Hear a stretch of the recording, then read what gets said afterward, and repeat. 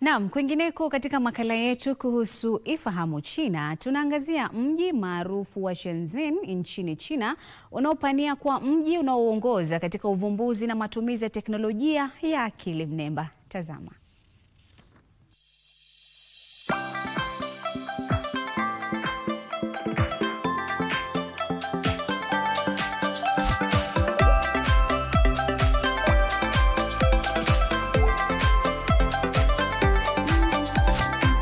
Mambo na karibu katika kipindi cha Ifahamu China. Mimi ni Zakia Peng.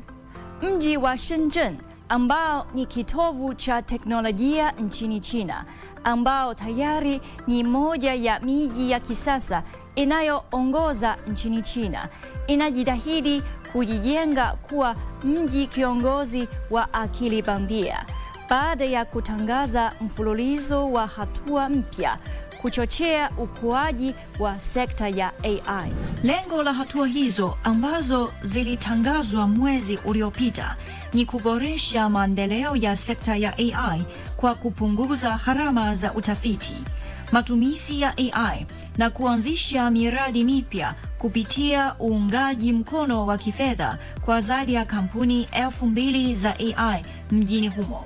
Kwa mujibu wa Li Ying, mkurugenzi wa ofisi ya sekta ya akili bandia mjini Shenzhen, hatua hizi mpya zinalenga kurahisisha zaidi mahesabu, miundo na data kwa ajili ya wafanyabiashara. Hatua inayofuata ni kupunguza gharama za matumizi ya AI katika sekta zote.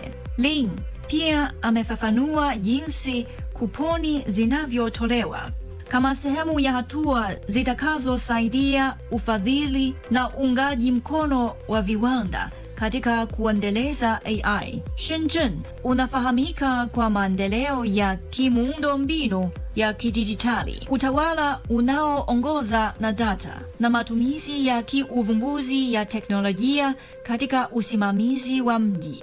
Taa za barabarani mjini humo tayari zimewekwa vifaa vya teknolojia ya 5G, skrini za LED, kamera na vipaza sauti, na kuwawezesha kuona, kusikia na kufikiri. Wanaweza kufuatilia usafiri, ubora wa hewa na kiwango cha kelele, na kutoa tahadhari kwa sauti kama kuna mtu ameegesha gari sehemu isiyotakiwa ama kama watu wanatupa taka ovyo. Usafiri wa metro mjini Shenzhen umeanzisha mfumo wa malipo kwa kutumia kifaa cha utambuzi wa sura na kupeleka wasaidizi wa kidijitali wanaowezeshwa na AI kwa kutumia utambuzi wa teknolojia za sauti, AI na biometric ili kutoa huduma kwa wateja. Haya, kwa leo kipindi hiki kinaishia hapa. Katika kipindi kijacho nitaendelea kukuletea mambo mengine yanayovutia kuhusu utamaduni na jamii ya China. Asante kwa kuwa nami. Mimi ni Zakia Peng. Kwa heri.